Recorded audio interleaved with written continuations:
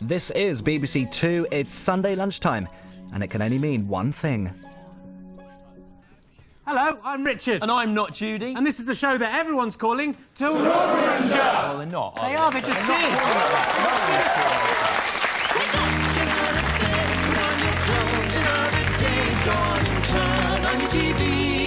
Time to watch This Morning with Richard and Judy. Let down your hairs, forget all your cares. Kick off your shoes, here is the news.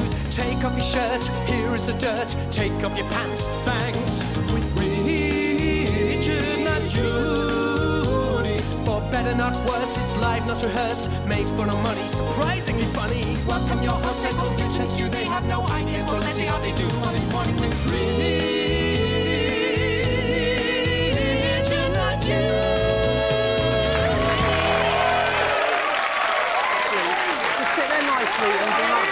Right, just play me the game. I'm just going to do this, and then we'll get on with it, OK?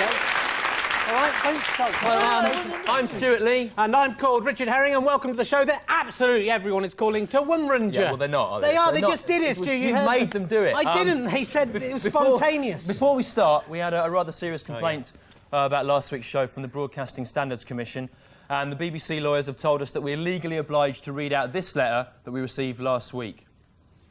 Dear BBC, I am writing to protest in the strongest possible terms about the sketch last week in which I, Anthony Hopkins, a respected Oscar-winning actor, was implied to be harbouring repressed sexual desires for my co-starring actresses. Desires which eventually vented themselves in a most disturbing and perverted way. I deny this completely, and as my good name has been sullied, unless an immediate apology is forthcoming, I shall be forced to seek legal advice. Yours sincerely, Anthony Hopkins. P.S. I am w***ing as I write. It's winking, Stu. Anthony Hopkins is winking as he writes that. It's got a sense of fun behind it all, that's the thing. Will you please welcome on the keyboards Richard Thomas. Musician and actor Richard is 33 years old and lives in rented accommodation near London's fashionable Elephant and Castle. I'll lay off, Stu. Well, you do.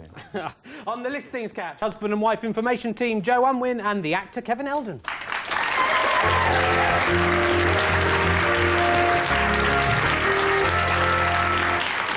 And don't go forgetting our gorgeous new bar slaves, Trevor and Natalie. Trevor and Natalie. They're easy on the eye. They're easy on the eye. Here they come. Easy on the eye. Now, if you've been watching in previous weeks, you'll know that, like the Parliamentary Labour Party... Shut up, Nicholas. Excuse me, mate, I'm trying to talk here. Excuse me, mate, I'm trying to talk here. I'm Stewart. Richard, who is this? It's Nikolai's, my French exchange partner. What is he doing here now? It's his turn to come over to Britain. What, you're still doing exchanges now? Yeah, When's I this don't gonna really like finish? him very much. You know, he smells a bit unusual, and you know, he bullies me all the time. But you know, my mum says he has to come on. You're 30 years old. You have to do exchanges, do you? Come on, Rich, let's go. We said we'd go to the Trocadero, yeah? And go on Rock Circus and Well, come on. No, look, we just have to do this. It's 45 minutes, OK? Just sit nicely and wait. Boring. Just keep them quiet, all right? Just keep him quiet. Don't mock me like that. Shut up, Nicola. I've just got to do this. Shut up. It. Right, now, like the Parliamentary Labour Party... Shut up. We have 5 aims which we hope to fulfil by the end of the series. Yeah, let's recap and see how we're getting on so far. Aim 1 is to prove that the mystery father of Jodie Foster's baby is in fact Anthony Hopkins, and that she is the only one of his co-stars to have succumbed to his depraved advances. Boring. Apart from the grizzly bear in The Edge. And aim 2 is to attempt to make the royal family more popular by stripping them not only of their titles, but also of their clothes, and then sending them off on a full Monty-style tour of northern working men's clubs. Boring. Aim 3 is to replace Saddam Hussein's moustache with a slug that has been trained to burrow into his face while he's asleep and eat the parts of his brain that make him evil. Aim 4 is to have the KFC nibbling it girls, Tara Palmer-Tomkinson and Tamara Beckwith, deep-fried in hot oil, battered in Colonel Sanders' secret recipe, and then fed to a pack of ravenous dogs. Boring. They're finger-licking good, Apparently those girls, so. yeah. And aim 5, finally, to capture a Bigfoot live and then force it to live with a cutesy American family to see if it would really have lovable sitcom-style adventures or whether it would just rip off the children's heads and drink their blood. Boring. That's all the aims for this week. Judge us on our ability to fulfil them. Don't because do that, It's Mr. so Nicola! boring. Stop it! So unprofessional. I'm having sorry, those are illegal.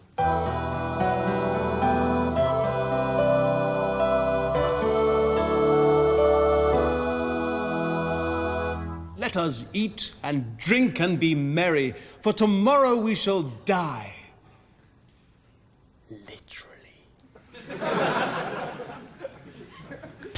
Over to Joe Unwin and the actor Kevin Eldon for this week's phone-in. Oh, boring! Hey.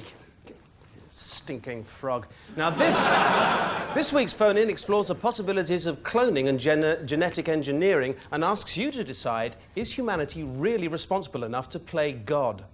Yes, what kind of choices would you make if the genes of famous people and various animals were left in your hands? So, dial 0891 338801 if you would genetically engineer a hybrid of They Think It's All Over contestant Lee Hurst and a llama. 0891 338801. Dial 0891 338802 if you'd create a monstrous union of Challenge TV's Pat Sharp, a lizard's body and the eye of a fly. 0891 338802. And dial 0891 338803 if you'd fashion a mutant out of the body of Natalie Imbruglia and the head of an ant. 0891 338803. In the name of reason, dial now.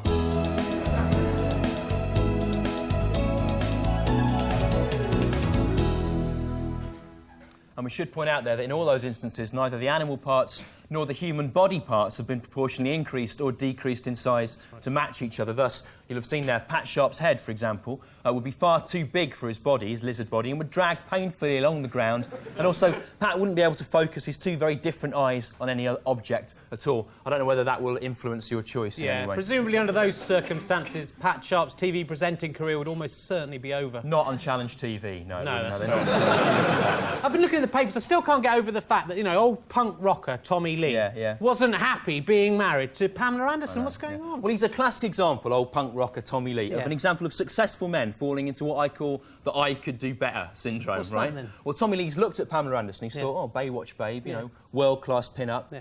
Still, I could do better than that. You know? It's a bit like Prince Charles in the 1980s. I don't know if you remember, he was going out with Lady Di back then. Remember, probably the most beautiful woman in the world. He looked at her and he thought, well, she's not bad. I could do better than that. That's right. So Prince Charles left her and he started going out with a woman who looks like Iggy Pop's arse. But Jerry Hall actually had some good advice on how to stop your man from straying, which certainly worked with Mick Jagger, didn't it? So she said, if you want to keep your man, you should act like a cook in the kitchen, a maid in the parlour, and a whore in the bedroom. Good advice, although better advice is most men will probably be happier if you just act like a whore in every room of the house. That'll be fine. If you can't cook, just send out for a pizza while you're whoring in the airing cupboard. They'll never leave. Or if you're a particularly good cook, just send out for a whore. Down here in London, they're about the same price. Yeah. You don't get anchovies, do you, those two? Not on the pizza, anyway. Oh, that's not what I meant. Let's take a look at what's coming up later in the show. At 12:25, we'll be tasting wines from around the world in a thinly veiled attempt to get drunk at the licence payer's expense. And at 12:32, we'll be asking, are magic marker pens really magic? Or does it just feel that way if you spend enough time in the multi-storey car park sniffing them? Don't do that, of course. At 12:40, we'll be talking to the lads who beat up Tony Blair's son and giving them the address of the sprout-faced little boy who does the video reviews on Live and Kicking. And Rich did mean to say the video guru reviews. I did, I meant to say that. You're wondering. He makes me so angry, Adam Ice Stew. Can't even speak. I can't speak. And at 12:30, we'll be asking Oasis wildman Liam Gallagher how it feels to be considered a thuggish, uncouth yob, even by Australians.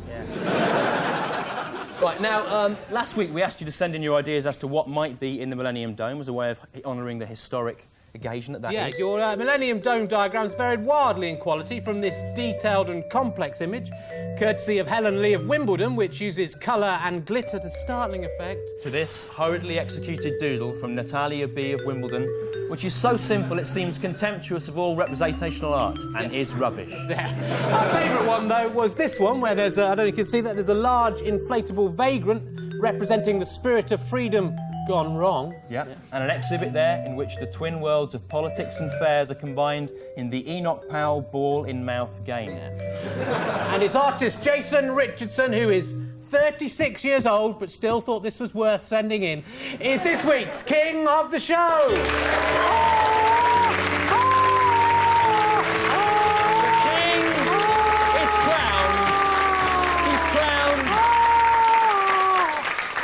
crown. King Jason, I was wondering, how did you come up with this fantastical vision? What? Well, I actually can't remember because I came up with it in my sleep, so... When you were A asleep? bit like Coleridge or some kind of visionary like that. That's right. I've lost everyone. Martin Luther King, I had a dream. This one probably will fail to inspire the civil rights movement in quite the same way, though. Never mind. Now, King Jason, we didn't bring you all the way from Wallasey in Liverpool to London to just be sat next to you by a man whose face is clearly too small for his head. Oh, no. Shut up, you leave him alone. I love you, Trevor, you're looking great. You'll also get to eat and drink whatever you desire from this, the All-Europe Confectionery Trolley.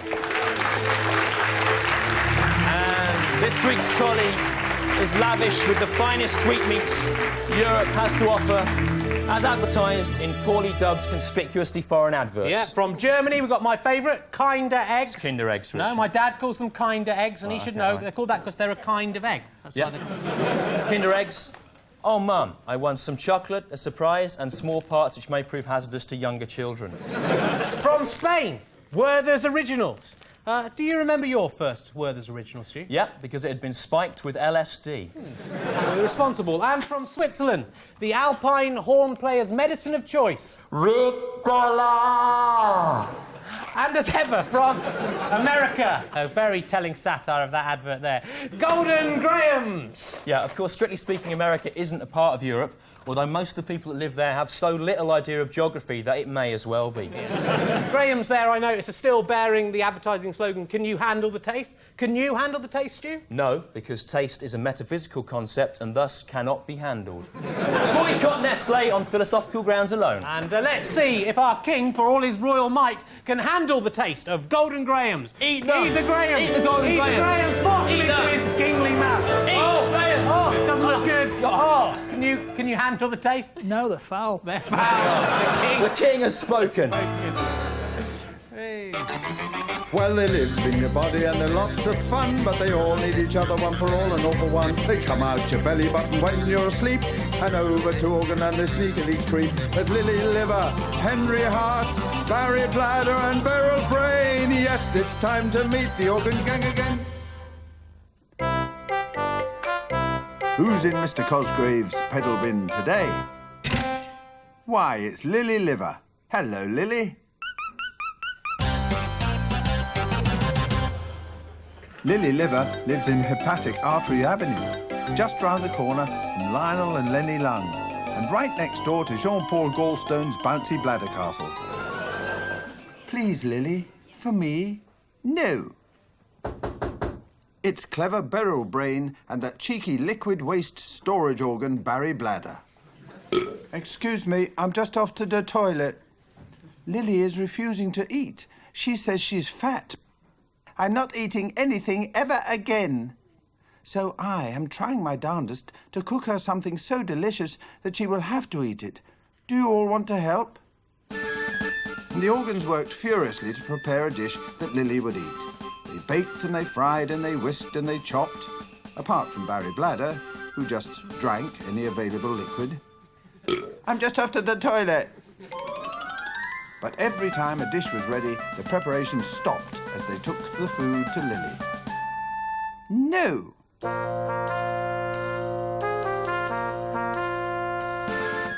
They baked and they fried and they whisked and they chopped, apart from Barry Bladder, who had found some vinegar in a cupboard. I'm just off to the toilet. Until the next dish was ready. No, I don't want it. I calculate that if Lily doesn't eat something soon, she will die in 32 minutes. And when Lily Liver dies, all her friends die too. Will our pals convince Lily to eat something for the good of everyone? Or will they let her die? Hence the title, Liver Let Die, you see. Find out in a few minutes' time.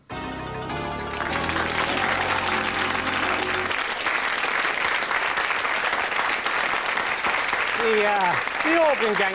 Do you like the organ gang, King Jason? Not really, no. It's a bit weak, I think. It's a bit weak. There we go. See, it's live, straight from the horse's mouth. He's a real person with a real opinion.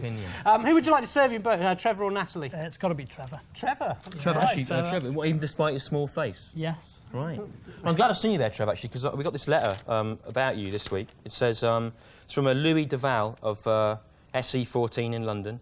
He says, I was watching the TV on Sunday and felt alarmed at the way you treated the young boy. That's you, Trev. See?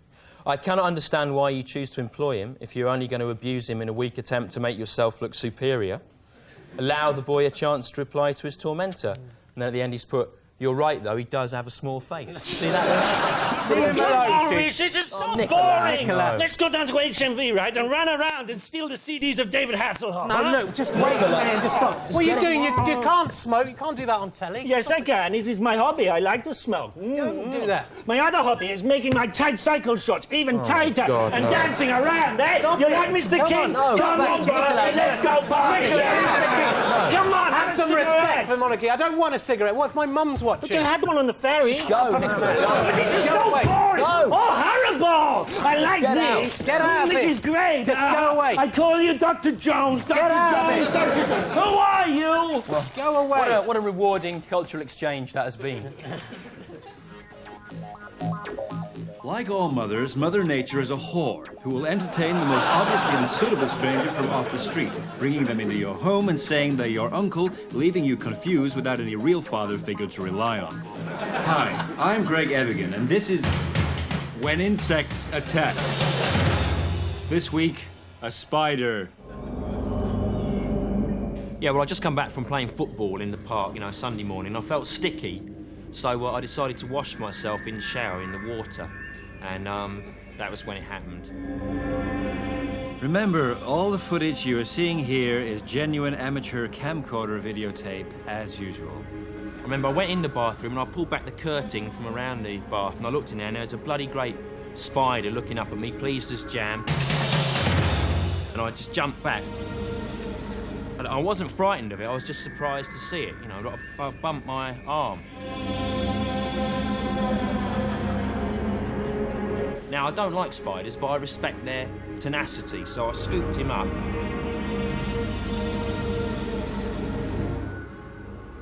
And little fella, and I took him out, just chucked him away in the street like that. My arm hurt afterwards, though, for a bit. Well, Ian will be thinking twice before he tries to wash himself after a sporter again, however sticky he feels. Now, before you snatch up your pens, I know that technically speaking a spider isn't an insect, but an arachnid. But I think broadly speaking they're the same thing, okay? Ian Croshaw's aching arm is a constant reminder to him of what can happen when insects or arachnids attack. If you have any home video footage of people being attacked by insects, please send it in. It would be good if the things attacking people in the videos were strictly speaking insects. I mean, just because we've had a spider on the show, don't start thinking you can send in footage of dogs or otters or giraffes. I'm Greg Evigan. Goodbye. I made this.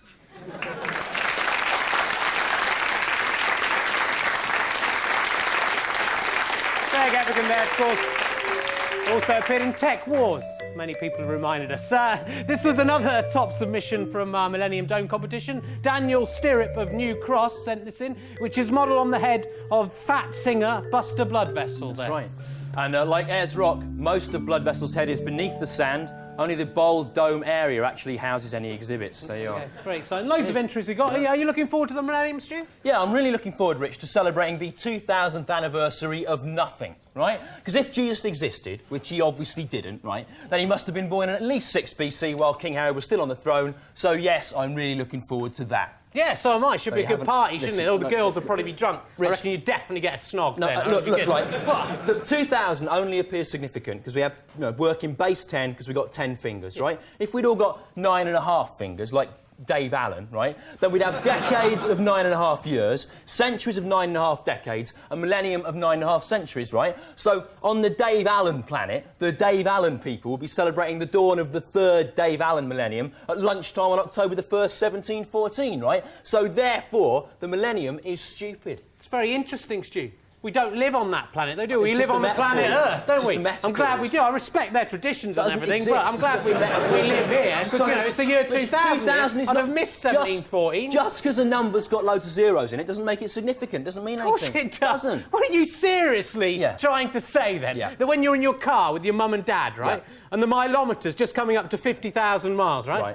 And your dad makes everyone stop and watch the mileometer and everyone goes, whoa! That means nothing. Yeah, it doesn't mean anything. It's just... Well, why does everyone go, whoa, if it means nothing? Doesn't Do you mean- agree that they go, whoa? Yeah, people do that. Well, that's a noise reserved for special occasions, woo. That is doesn't mean anything. People have been going, woo, in cars like that for millions of years. Well, they haven't, and suddenly you come along, you think you know better than everyone in human just history. saying- You make me sick to the stomach. All right, to see the face of a child or a woman light up when it sees a number followed by a string of zeros. It's one of the most moving things on God's earth. Your heart is dead. The millennium, dead. it's nonsense, and there's an end on it. God, That's you're it. a damp squib, you are, Stu. I'm not having you round to my millennium party. So just for you on your own then, Rich. Yeah, all right, you can come then. Right. Bring a bottle, though. A bottle of what? Of milk, obviously. What milk? I don't know, milk. Milk from the future, like the Future genetically engineered What, mammal. Lee Hurst llama milk? Yeah, that'd be All right, quite okay. interesting. It'd be interesting to say. Yeah, I'd you like think he'd be resistant to being farmed, though. Time to go over to Joe Unwin and the actor Kevin Eldon for the listings. Thank you very much.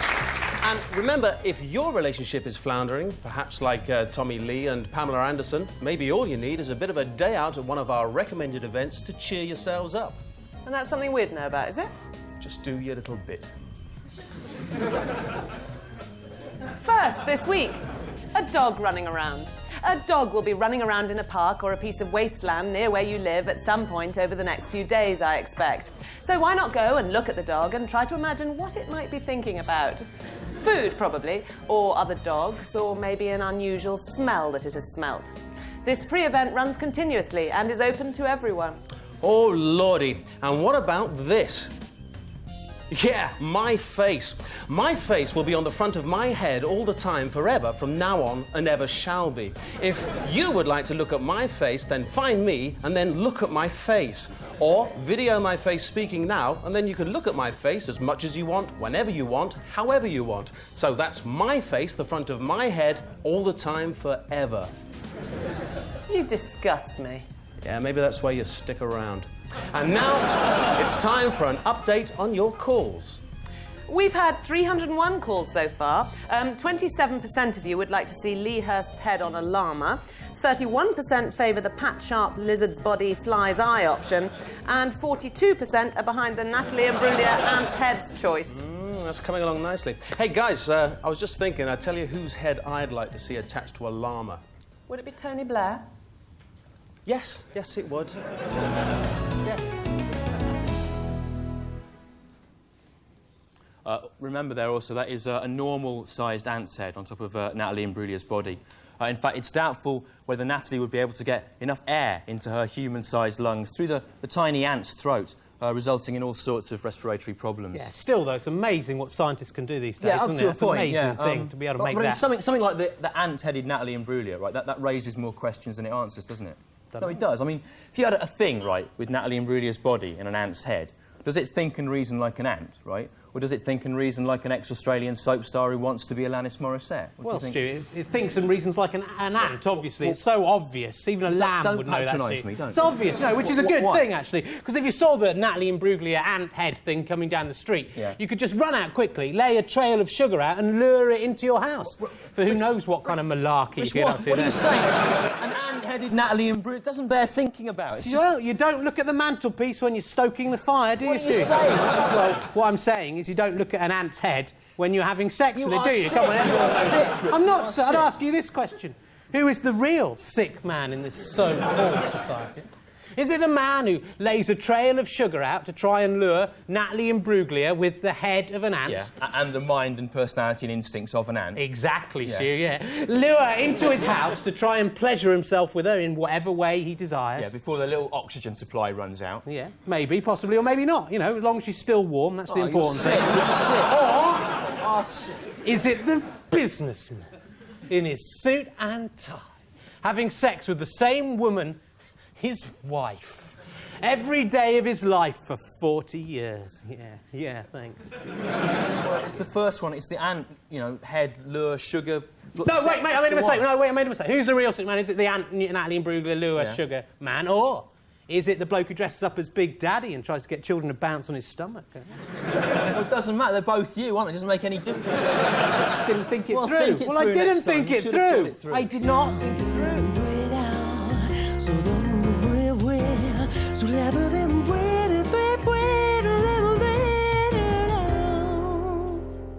No, I've told you. I want 500 words on why Ben Elton is more sexist than Benny Hill, and I want it now. The best thing about being the editor of Britain's Riot's most ironic magazine is being able to keep Britain's Riot's and most ironic journalists on their toes. Oh, before I start, I should just say that Ned, darling Ned Sherring, has asked me to send one of you along to be on weekends this Saturday. Yeah, I fancy a crack at that. Telling the toffs where to stick it. So, do bear in mind that I am looking for someone. I mean, I don't even want to be on weekends or whatever it's called. You know, I think if Sasha chose me, I'd actually physically be sick. You know, having said that, you know, if you told her I said that, she'd probably choose me just to spite me. So don't go telling her, all right? No. All right. No, it's just, I know you documentary guys, right? Probably go out to the office and tell her now just to get some good footage. No, we won't. No, right. Good. So, so you're not going to tell her, right? Great. Let's chop this one out on a mirror and see who sniffs it up. The Mr. Men. Oh, yeah, Mr. Men, I love them. They're great. It's been done already, Tony. Mr. Men has been done already by Roger Hargreaves. I know they were good, though, weren't they, Simon? I Not like the just red the one Mr. Men. best. Mr. The politically correct Mr. Men. What was he called? Mr. Summit. He had a little hat on. So, blue hat. instead of Mr. Small, we have Mr. Vertically Challenged. Squiggle or Instead something. of Mr. Fat, we have Mr. Size Challenged. Mr. Wiggle. And instead of Mr. Homosexual, we have Mr. Heterosexually Challenged. Mr. Heterosexually Challenged, yeah. I've already called Kipper up to do the drawings on that one. It's a stupid idea. Mr. Wiggly Worm or something? No, there isn't a Mr. Fat, is there? Or a Mr. Homosexual. Doing satires of political correctness is a hackneyed 10-year-old idea. For that kind of barefaced cheek, I should either sack you on the spot or promote you to deputy editor. But I'm not going to do either. You didn't expect that. I expected it. You didn't. I did, actually. What I am going to do is suggest that you go along to represent us on weekends on Saturday. All right. Mr. Tickle, that was him with his arms. He used to tickle people. That's how he got his name. You know, it's only a bit of radio. I've always said radio is where you begin and end your career. I hate radio. I hate everyone who's on it, including myself. Yeah, I can see from your face you didn't expect me to say that, but I did. I think it's true as well. Hello and welcome to Weekends. I'm Ned Sherring, the meat on the I bone. believe it's Simon's on. I can't believe it's all I know is on the radio. Who is perhaps better known as the Stoat, erstwhile columnist of the Ironic Review. What have you got for us this week, I wonder? Well, Ned, I've got a story about the Mr. Men. The politically correct Mr. Men. So instead of Mr. Small, I've come up with Mr. Vertically Challenged. And he's a single-parent lesbian. He lives not with Mr. Grumpy, like you'd expect, no, Mr. Sad, Mr. Seasonally affected... Tony, that's Ben now.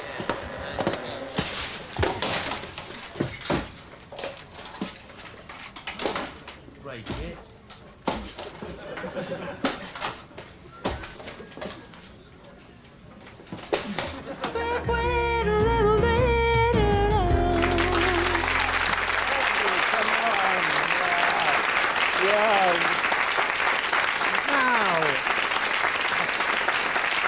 I think we've all been curious about something. I love you. Some You stage love in our me. life. Yeah, you Our love next me. break- Yeah, Oi, I love what's you. going on? Yeah, I love you. that, Kiss leave me. that. Get off me. Hey, get you with my flick Okay, knife. all right, stop. Just get out now. Go. But this is so boring. Nicola, don't do that. But when it finish, huh? Very soon, now get out. Go and sit down somewhere. Honestly, you're a disgrace.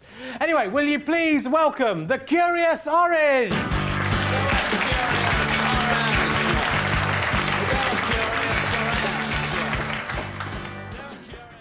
Hello, Mr. Stew. Hello, Mr. Rich. I am Curious Orange. Great, and what are you curious about this week, I wonder? Well, this week, Mr. Rich, I'm a bit curious about this conundrum. Why do men have nipples? I mean, what's that all about? I'm very curious to know why that should be. Well, yeah, I think I can answer this one for you. See, it's all due to the development of the fetus in the womb. I mean, men can't lactate, can they? So why do they have nipples? Well, if you listen, I'm trying to explain to you why the reason is, OK? So every human being is based on a little template that grows in the womb, and it's only about week 13 that fetus starts to grow. So, you know... That's... Yeah, but why do men have nipples? I mean, they're just useless, aren't they? Look, are you really curious about this? Or you're not listening, are you? You know, are you curious or not? Yes, I'm Curious Orange. Well, listen to the answer then. You know, Rich has asked the question, you just smirked through it. Yeah. You don't seem to be listening at all. Listen to the answer. Ooh, keep your hair on. Just strikes me strange that men have nipples. I just thought it was funny. Well, it doesn't matter if it's funny, does it? You know, are you the Curious Orange or are you the bad observational comedy Orange? What? I'm Curious Orange. Right. Just listen to the answer then, OK? So it's all to do with this template from which either a male or female child can grow. And so that takes 13 weeks before the thing gets decided. Will you stop doing that and just listen, right? And then that's why men have nipples, because nipples exist on the template. Don't do that. No, that's the answer, because it's on the template. Is your curiosity satisfied now, Curious Orange? Yeah.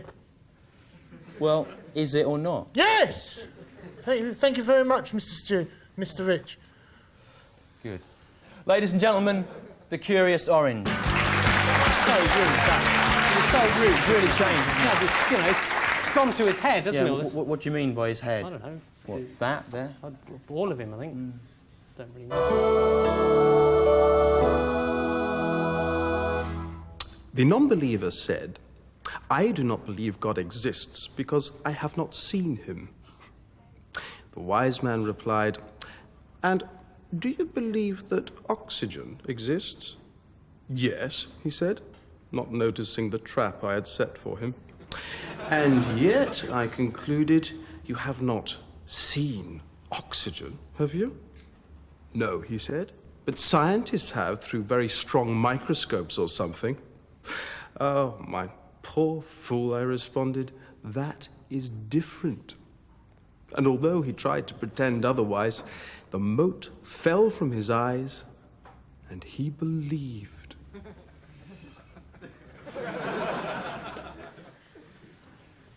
We're back over here with King Jason. There he is. He's being fed by the two lovely slaves there. That's very good. Are you enjoying being king? Yes, great, yeah. Sweets this week. It's not bad. Sweets, nice, yeah. Of course, you, the royal family, have been having your privileges stripped, haven't you? People are not curtsying to you anymore. Do you think people should curtsy? I think so, yes, really. Could you two curtsy? Come on, curtsy. This is our royal family. Keep curtsying. Well, curtsy, Trevor. With a bit of effort. Come on, do it properly. That's very good. So, what do you think about the royal family? Do you think they should keep their HRH thing? Do you think Princess Michael of Kent should be HRH? Yeah, I think the ones that are left are quite good, yeah. I think you should have a royal title because you drew quite a good picture. Yes, yeah.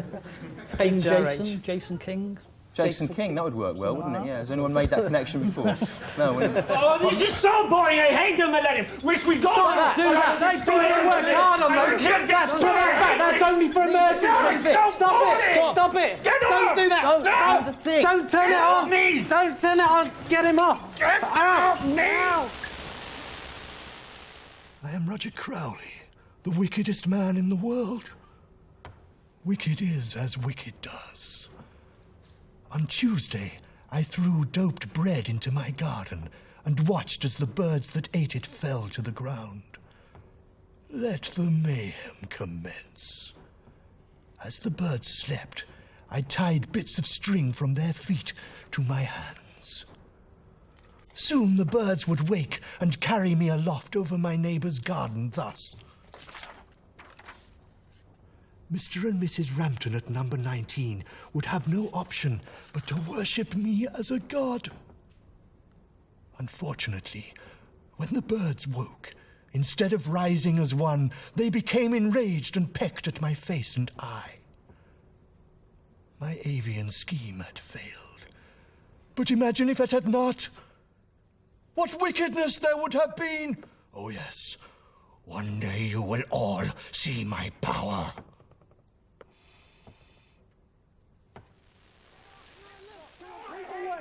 hate it! Francis best! He's giving me a Chinese burn, Stu! Go to the next. Burping in my face! Go to the next item. Men of Achievement, 1974. Francis best! Say it! He made the smell.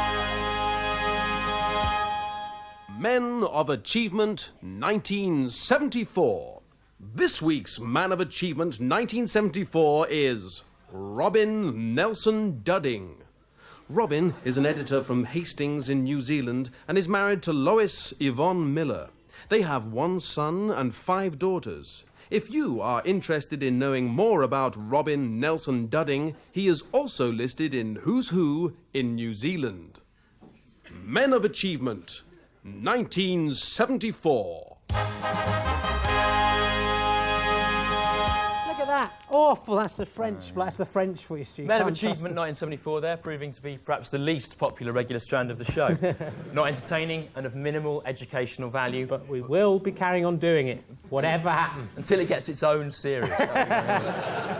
The new millennium... No, stop that about the millennium. It's important. I want to go on about the millennium. It's very important. It's a very important time because a lot of people think the new millennium is the time that the new Jesus will arrive. What do you mean by the new Jesus? What do you mean he's by like the new Shmoo, right? But he's more Jesus-y, and he does magic tricks instead of going... Okay, I see. But, you know, in fact, a lot of people are actually saying about Jesus that he's already here, kind of looking around wisely. Maybe he's sitting here on this sofa now. What are you saying now? You have to suffer, Stu. I'm not saying that I'm Jesus, Stu.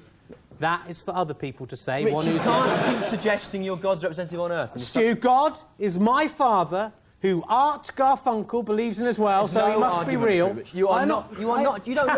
You don't look anything like Jesus, do you? My poor fool, my poor don't lamb. It's not do you not see? Not an what? For it is written, Stu, they will not recognise him when he comes. You didn't recognise me, so I must be Jesus. Yeah, I did recognise you. Quid pro quo. It works out. No, remember this morning when someone with a high-voiced Spanish accent tried to ring you up and sell you an orthopaedic bed, remember? Yeah. Hello, Mr. Lee. Do you want to buy an orthopaedic bed? I am Spanish.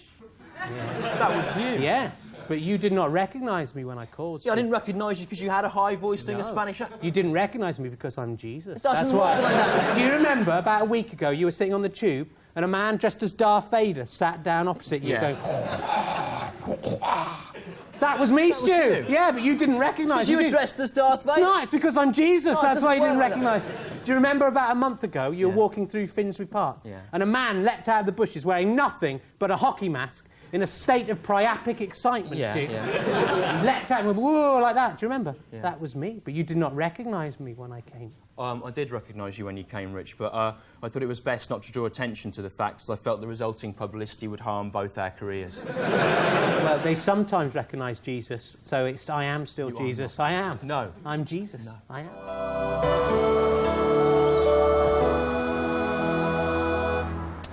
Muslims, you are wrong and I am right. So come on.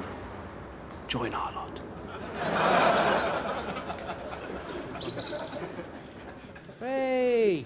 We're going to have a quick look at the week's papers. I saw today that Paul Simon's musical closed in New York. You must be annoyed about it. He's one of your heroes. No, I hate him now, Stu. I'm glad. He's an evil, disgusting man. Why? He has unnatural desires towards animals. He's unnatural. Towards animals? He does. He's disgusting. Everyone knows it, Stu. He sang about it in his song, In the Boxer, he said, asking only workman's wages. I came looking for a job, but I got no offers.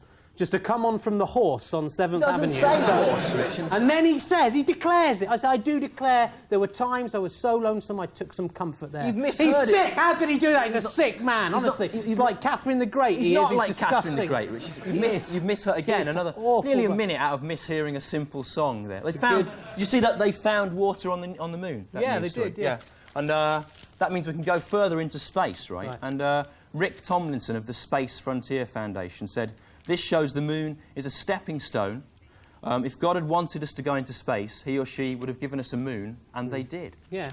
Well, God obviously didn't want us to go into space that much, doesn't he? No. Or he'd have made the water a bit easier to find. Yeah. Or if he'd really wanted us to go into space, he could have just made us emerge from the moon with kind of fuel canisters attached to our heads, powerful enough to shoot our infant bodies out beyond the ozone layer. Oh, if he really, really wanted us to go into space, right? He could have just made us born in outer space, couldn't he? Yeah. In space, in there, that would have worked. Do you like the organ gang, Ben? No, it's boring. Ben? Who's this Ben character? From Planet Mirth. All right. It's time to meet the organ gang again. Welcome back. Lily Liver still isn't eating, and our organy chums don't know what to do about it. Well, said Barry, I remember seeing an episode of Mr. Ben once that wasn't dissimilar to this scenario. No, this is different to that. No, it isn't. Even the trumpet music was the same. Anyway, the way Mr. Ben made the spoilt princess eat was to invite all the urchins from the neighbourhood to come and join in the feast. I'm just off to the toilet. The only things resembling urchins in Organland were the Kidney kids, Kim and Kenny Kidney. I don't want to eat with these stinking little brats. I am sophisticated. I like eating expensive fruit and canapes with interesting rich people, not crisps and jelly with small urine processing organs. Well, there's no need to be rude. Perhaps I can be of some assistance. It's Henry's uncle, Sir Spencer Spleen, the richest, most sophisticated organ in the world. I think I know what might help you get back your appetite, Lily. A night out with me at the Wrist Hotel. Oh, yes. Oh, Spencer, come on. Let's go. I'm starving. Well, it looks like, thanks to me and my poshness, Lily Liver has spleen the error of her ways. And everyone laughed till bedtime at this brilliant wordplay. Except Henry, who was a bit sad that, after all his efforts to impress Lily, he had been cuckolded by a spleen in a top hat. So, did the Wrist Hotel live up to your expectations, Lily? But it was nice of Henry to go to all that trouble to make you all that food. So, I suppose what we've learned is that, given the choice, girls will choose blokes with money every time. And are more likely to get them if they are dangerously thin. Goodbye, Lily.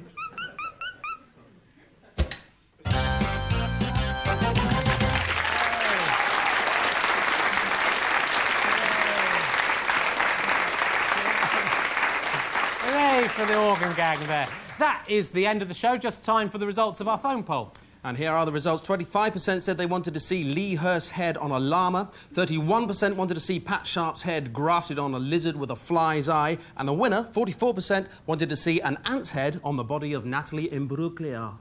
So let's just enjoy that startling image once again. I find that slightly arousing just thinking about it. Right, why not send us your own image of a genetically modified celebrity? That's right, it could be a collage or a drawing that you have done in crayon or pen. Yeah, even if you're grown up, do it. Send them to this address, TMWRNJ, room 3306, Tivasur, London, Wood 12, 7 Ridge. By Thursday, please. And the best one will be the king of the show here in London town next week. I'm going to just say about that, don't email pictures to us because our computer isn't actually good enough to translate them, so don't do that. Send them through the post. Yeah, you can email us, though, if you want to ask us about anything, or visit our website on that address there that should be up now. Anyway, stand up, put on your Church of England hats, and let's close with this week's hymn, Oh, Jesus, I have promised. Oh, no, why do we have to sing a hymn? Hymns are boring. Let's sing Europop. We always do it. We always do it. No, I hate English. It's so bumming crap. Okay, Europop, do what you want if it'll make you happy. OK, we sing the greatest hit of all Europe. Opus's big song, Life is Life. You know it? Life is life. La, la, la, la. Life is life. La, la, la, la. Life is life. La, la, la, la.